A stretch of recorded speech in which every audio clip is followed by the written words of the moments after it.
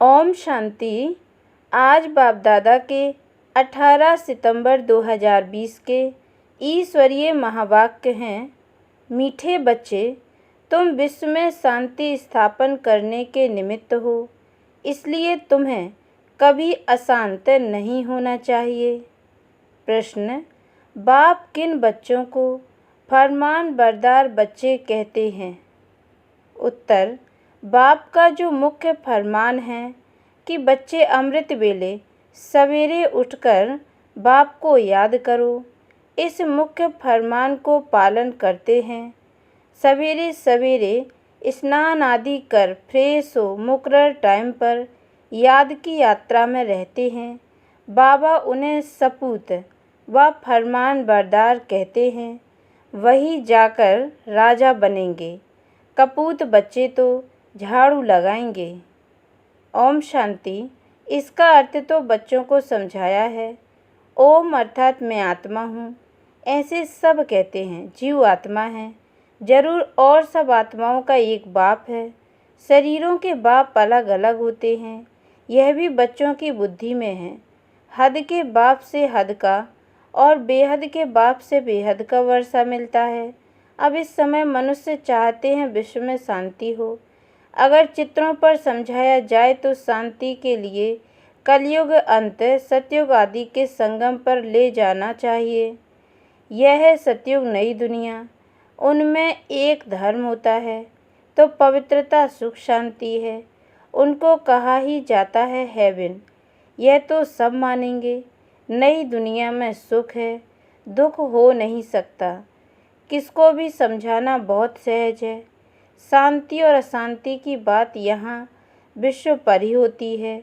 वह तो है ही निर्वाण धाम, जहाँ शांति अशांति का प्रश्न ही नहीं उठ सकता है। बच्चे जब भाषण करते हैं तो पहले पहले विश्व में शांति की बात ही उठानी चाहिए। मनुष्य शांति के लिए बहुत प्रयास करते हैं, उनको प्राइज भी मिलती रहती है। वास्तव में इसमें दौड़ा दौड़ी करने की बात है नहीं। बाप कहते हैं सिर्फ अपने स्वधर्म में टिको तो विकर्म विनाश हो जाएंगे। स्वधर्म में टिकेंगे तो शांति हो जाएगी। तुम हो ही एवर शांत बाप के बच्चे। यह वर्षा उनसे मिलता है। उनको कोई मोक्ष नहीं कहेंगे। मोक्ष तो भगवान को भी नहीं मिल सकता। भगवान को भी पाठ में जरूर आना है। कहते हैं कल्प कल्प कल्प के संगम युगे में आता हूँ, तो भगवान को भी मोक्ष नहीं, तो बच्चे फिर मोक्ष को कैसे पा सकते हैं? यह बातें सारा दिन विचार सागर मंथन करने की हैं। बाप तो तुम बच्चों को ही समझाते हैं। तुम बच्चों को समझाने की प्रैक्टिस जास्ती है। शिव बाबा समझाते हैं तो तुम सब ब्राह्मण ही समझते हो। विचार सागर मंथन तुमको करना है।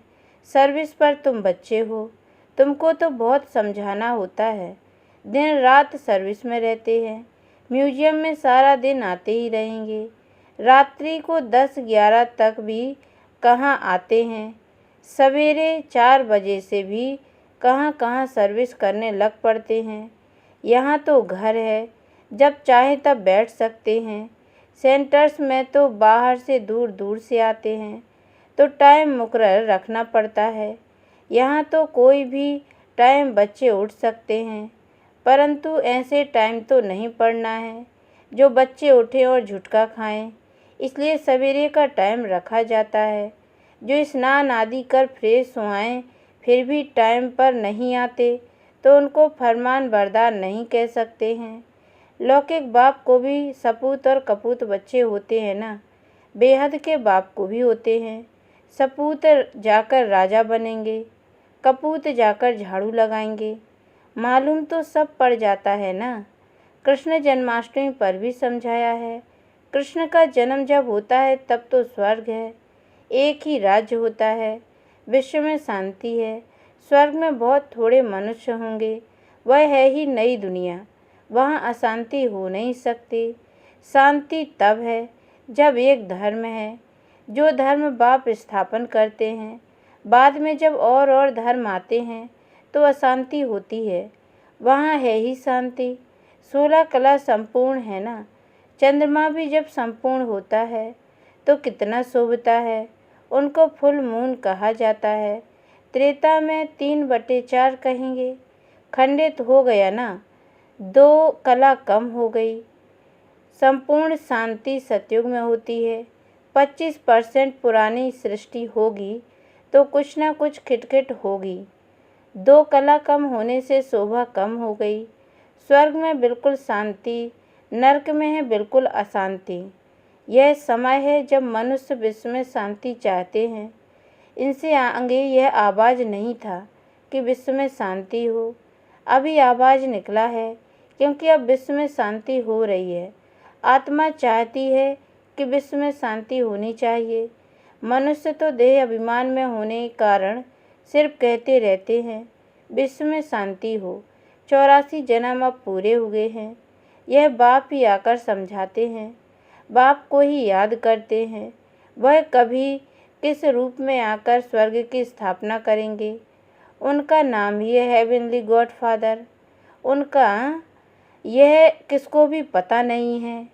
हेवन कैसे रचते हैं, श्री कृष्ण तो रच न सके। उनको कहा जाता है देवता।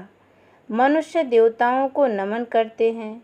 उनमें दैवी गुण हैं, इसलिए देवता कहा जाता है। अच्छे गुण वाले को कहते हैं ना, यह तो जैसे देवता है। लड़ने झगड़ने वाले को कहेंगे यह तो जैसे असुर है। बच्चे जानते हैं हम बेहद के बाप के सामने बैठे हैं, तो बच्चों की चलन कितनी अच्छी होनी चाहिए। अज्ञान काल में भी बाप का देखा हुआ है। 6-7 कुटुंब इकट्ठे रहते हैं, एकदम छीरखंड हो चलते हैं। कहाँ तो घर में सिर्फ 2 होंगे तो भी लड़ते झगड़ते रहेंगे। तो तुम हो ईश्वरीय संतान, बहुत बहुत छीरखंड हो रहना चाहिए। सतयुग में छीरखंड होते हैं। यहाँ छीरखंड होना तुम सीखते हो तो बहुत प्यार से रहना चाहिए। बाप कहते हैं अंदर में जांच करो, हमने कोई विकर्म तो नहीं किया, किसको दुख तो नहीं दिया। ऐसे कोई बैठकर अपने को जांचते नहीं। यह बड़ी समझ की बात है। तुम बच्चे हो विश्व में शांति स्थापन करने वाले। अगर घर में ही अशांति करने वाले होंगे तो शांति फिर कैसे करेंगे। लौकिक बाप का बच्चा तंग करता है तो कहेंगे यह तो मुआ भला। कोई आदत पड़ जाती है तो पक्की हो जाती है। यह समझ नहीं रहती कि हम तो बेहद के बाप के बच्चे हैं। हमको तो विश्व में शांति स्थापन करनी है। शिव बाबा के बच्चे हो, अगर अशांत होते हो तो शिव बाबा के पास आओ। वह तो हीरा है, वो झट तुमको युक्ति बताएंगे। ऐसे शांति हो सकती है, शांति का प्रबंध देंगे। ऐसे बहुत हैं, चलन दैवी घराने जैसी नहीं है। तुम अब तैयार होते हो गुलगुल दुनिया में जाने। यह है ही गंदी दुनिया, वैश्यालय। इनसे तो नफरत आती है। विश्व में शांति होगी तो नई दुनिया में संगम पर हो नहीं सकती। यहाँ शांत बनने का पुरुषार्थ करते हैं। पूरा पुरुषार्थ नहीं करते तो फिर सज़ा खानी पड़ेगी। मेरे साथ तो धर्मराज है ना।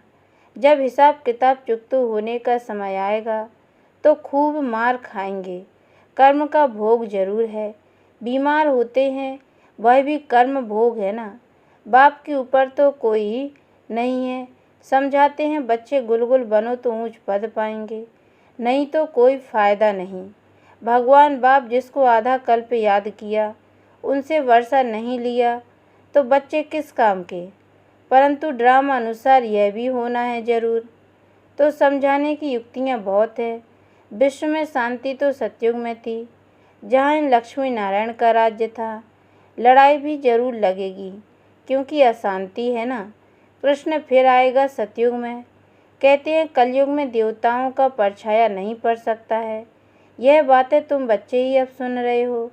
तुम जानते हो शिव बाबा हमको पढ़ाते हैं। धारणा करनी है, सारी आयु ही लग जाती है। कहते हैं न सारी आयु समझाया, फिर भी समझते नहीं हैं। बेहद का बाप कहते हैं पहले पहले मुख्य चीज़ तो समझाओ। ज्ञान अलग और भक्ति अलग चीज़ है। आधा कल्प है दिन, आधा कल्प है रात। शास्त्रों में कल्प की आयु ही उल्टी लिख दी है, तो आधा आधा भी हो नहीं सकते। तुम्हारे में कोई शास्त्र आदि पढ़े हुए नहीं है तो अच्छे हैं, पढ़े हुए होंगे तो संशय उठाएंगे, प्रश्न पूछते रहेंगे।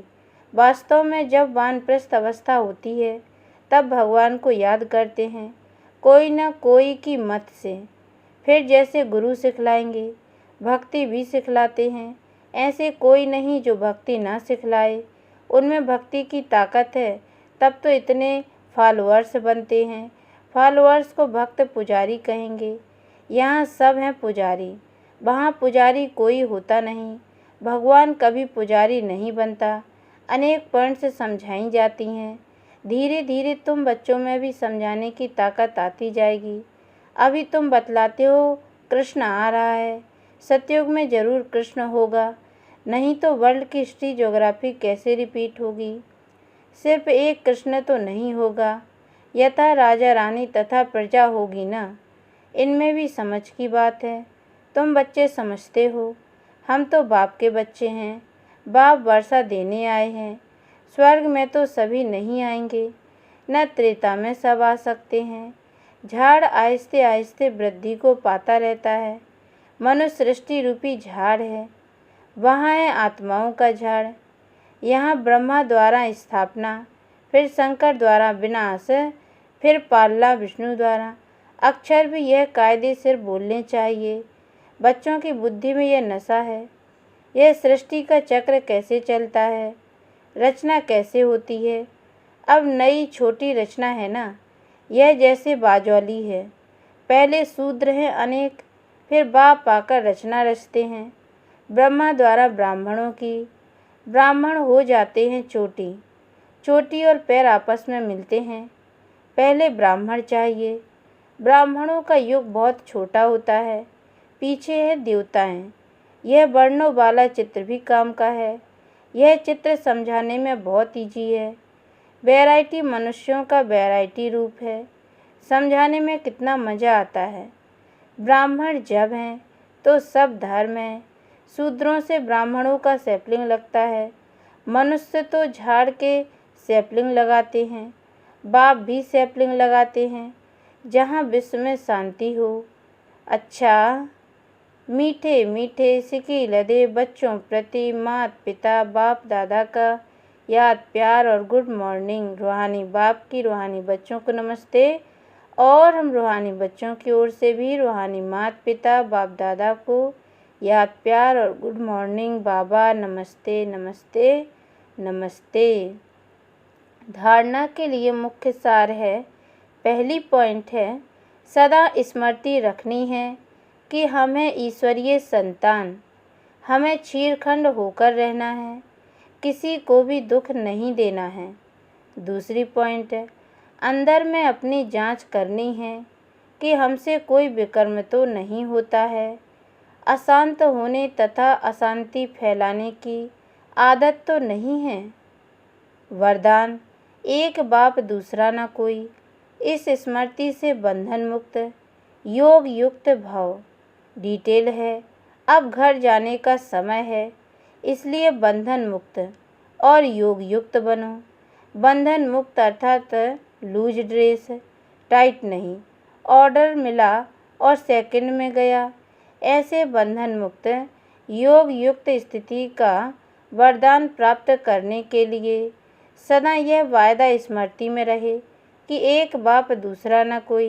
क्योंकि घर जाने के लिए व सतयुगी राज्य में आने के लिए इस पुराने शरीर को छोड़ना पड़ेगा। तो चेक करो, ऐसे अब रेडी बने हैं या अभी तक कुछ रस्सियाँ बंधी हुई हैं। यह पुराना चोला टाइट तो नहीं है। स्लोगन है, व्यर्थ संकल्प रूपी एक्स्ट्रा भोजन नहीं करो तो मोटेपन की बीमारियों से बच जाएंगे। अच्छा, ओम शांति।